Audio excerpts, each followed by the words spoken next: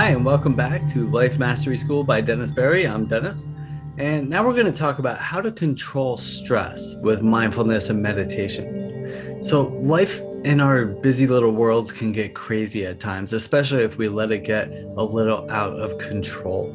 We have to make money, get the kids to soccer practice, manage our relationships, and watch our diets, and look good on Facebook. It can be overwhelming at times, and the stress it can cause can wreak havoc on our health and emotional well-being.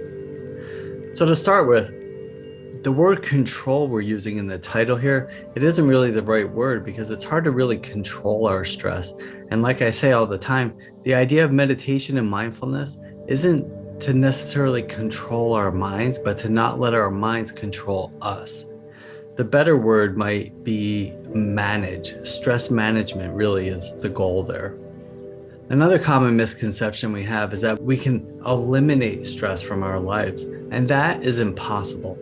We actually need stress in our lives, but what we don't need is to let the stress dominate us the way that it does so often.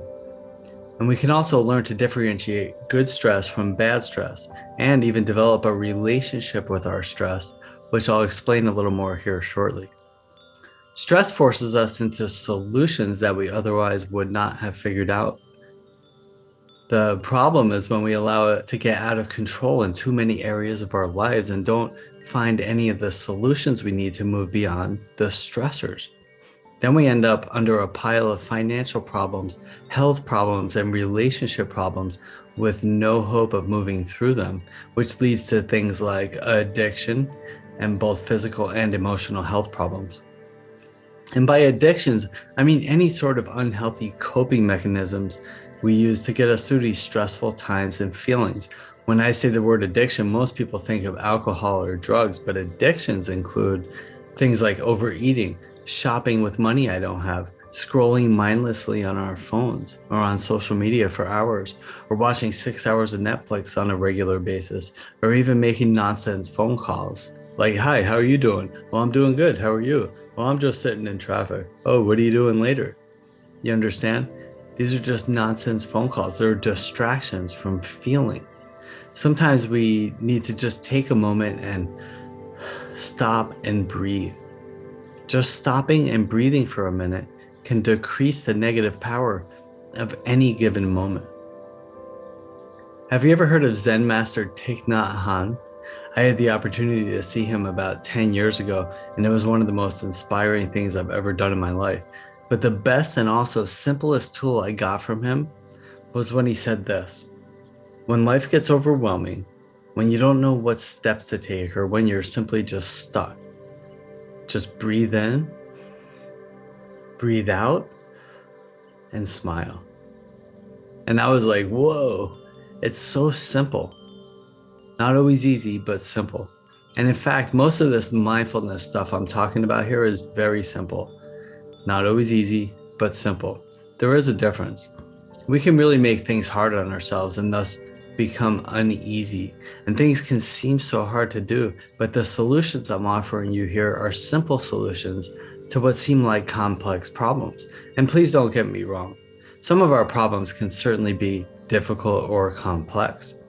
I'm not discounting, rating, or labeling any of your problems. I'm simply saying that coming at them differently with a calm, open mind and heart will produce a different outcome. I promise you. We simply need to make a start. And that's what I'm trying to do with you here. Although even seasoned meditation and mindfulness practitioners will benefit from these words I'm sharing. So here we go. I want you to know that I think you are special, and so am I. We all are. But please remember that what we are all suffering from isn't anything new. There are currently nearly 8 billion people on the planet, and we all suffer from what I affectionately call the human condition, or what Buddha said 2,500 years ago: life is suffering. We all want to be somebody amongst our peers. We all want to be successful. We all want to be healthy. We all want to be loved. We all have fears, insecurities, wants, and desires. When we're centered and aware and we don't achieve our wishes and desires, or our fears pop up, we can simply move beyond it all. But when we were unregulated, uncentered, and unaware, We end up stressed out, and then rather than responding intelligently to undesirable situations, we tend to react unfavorably. And a lot of times this can lead to even more stress and chaos. And all this can lead to unhealthy coping skills, like the addictions I was just speaking of a minute ago. What we're usually doing is creating a reality based on thought rather than truth and action, which can lead to a myriad of other problems. So with our mindfulness and meditation practice, what we're trying to do is build an awareness that I don't need to act out in unhealthy ways, but that I can simply stop, breathe, and revisit the situation with new awareness. I can simply do what Thich Nhat Hanh said: breathe in, breathe out, and smile, and then allow the next moment to arrive. So one thing we want to do is separate the notion of pain from suffering. They are two different things. Remember, pain is inevitable, but suffering is optional. We all experience pain on some level almost every single day, and sometimes multiple times a day. And it could be emotional or physical pain. Sometimes it's something silly and minor, like I didn't like that TV commercial or something like that. And sometimes it's bleeding emotional heartache like death or divorce or something traumatic. But it's what we do with that pain and how we process it all that ultimately determines our happiness and contentedness with ourselves and our place in the world. I want to go back to another term you've probably heard before that I just said: mindfulness practice or meditation practice. It's important to remember that this is all a practice. And the more we practice, the more mindful and aware we will become. I'll bring up the diet reference again. So many people, when we talk about diets, they say, I tried that diet, it didn't work. Well, it did work. We went on the diet, we did what it said, we stopped eating crap, exercised more, and lost the weight we wanted. So we started eating cheesecake again and all that other crap, and we gained it all back. And then somebody says, hey, did you try that diet? And you say, I tried that diet, but it didn't work. Well, it did, but you stopped working the diet. In most cases, we find something that's been beneficial to our overall well-being and maybe even get great results, and then slip back into our old harmful beliefs and behaviors. What we're really trying to do with all this mindfulness and meditation stuff is to reprogram our subconscious thinking, our subconscious minds. Remember, our subconscious mind is running this show here. It runs 80 to 90% of all of our actions in life. Our conscious mind is the mind of intent. It's the mind that says, this is my to-do list. I'm going to do this today. I'm going to not eat sugar. I'm going to go to work on time. I'm going to get the kids to school. I'm going to do this, this, and this. And I'm not going to watch too much Facebook or TV. My subconscious mind says, let's have a beer and eat some chocolate. And we do what our subconscious mind says because our subconscious mind is in charge. So our subconscious mind does good things too, right? Like we brush our teeth, because when we were 3 years old, our parents said, brush your teeth, brush your teeth, brush your teeth, brush your teeth. So we were trained over and over again to brush our teeth. And then throughout life, we've picked up on subconscious behaviors because we do them over and over and over and over again until they become habit. The good news is we can reprogram our subconscious minds, but we have to do it. It takes a little bit of time, and we have to do healthy habits and behaviors over and over and over and over again for an extended period of time, and then our lives change. So when we find something that works, we have to remember that it's going to take a little longer than a few months of eating well, exercising, and in this case, meditating, to undo years or even decades of harmful beliefs and behaviors that brought us to this unhappy, stressful place. Looking well and being healthy isn't simply a diet or exercise program, it's a lifestyle. Being mindful, content, and peaceful isn't a matter of meditating a few minutes a day for a few weeks. It's a lifestyle. It can take months or even years to undo decades of unhealthy thinking. And even when we do get results from exercise or dieting, it takes at least a week or a month of focused, intentional action to see real results. If we pick up some dumbbells and do a few bicep curls and not again for a week or a month, we're probably not going to get to see any real results that we like.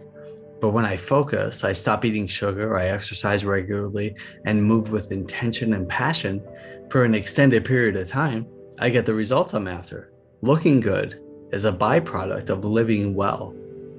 Well, if I kind of meditate for a few minutes and then not again for a week or a month, it's the same thing, no real results. But when I develop a mindful meditation practice and I do it with passion and intention, I get those types of results. It's the same thing. Feeling well is a byproduct of living well and consistently. So then what do I mean by all that intention stuff? Well, I mean being intentional with our actions, thoughts, and beliefs. Rather than thinking of something I need to do to get my business to make more money, we want to take specific, measurable, actionable steps on a timeline. If I say something like, I need to build or fix my website, and then just go about my day without working or on building or fixing my website, nothing happens. And then at some point I become stressed out. When I say I need to build or fix my website and I contact a few developers or designers, I set up a specific meeting to go over it all at a specific time. I write a business plan of action and have all this stuff done by Friday at noon. Now I have a plan of action that will produce results. And now there's no need to stress out. We'll start seeing the results and outcomes we're searching for. Well, when I say I'm depressed or full of fear, and then just go about my day, my brain gets swarmed with those types of thoughts and produces cortisol, which is the stress hormone in our body that not only makes us emotionally unwell and unbalanced, it leads to addictions like drinking or overeating, but can also cause inflammation and other physical ailments leading to diseases like cancer and diabetes. When I say I'm upset or full of fear and then talk about it with somebody, I meditate when I wake up in the morning. I practice CBT, cognitive behavioral therapy. I eat lots of fruits and vegetables, which feeds my brain, and I exercise. Then I calm down. I navigate through those harmful thoughts and find solutions. The problem is that our subconscious mind goes immediately to that old pattern of behavior where I get overwhelmed or stressed out and I grab chocolate or a glass of wine or smoke a joint or go shopping, anything to numb the pain. And we do that because that's what our brain was programmed to do over the years. When we're unaware and unsettled, sitting still and purposefully observing our thoughts is not our initial response. So we have to program or reprogram our brains to take that kind of action. And the hardest action in the world to take is no action at all. We have to reprogram the way we react to situations, or rather program ourselves to respond mindfully and intelligently rather than react emotionally. Does that make sense now?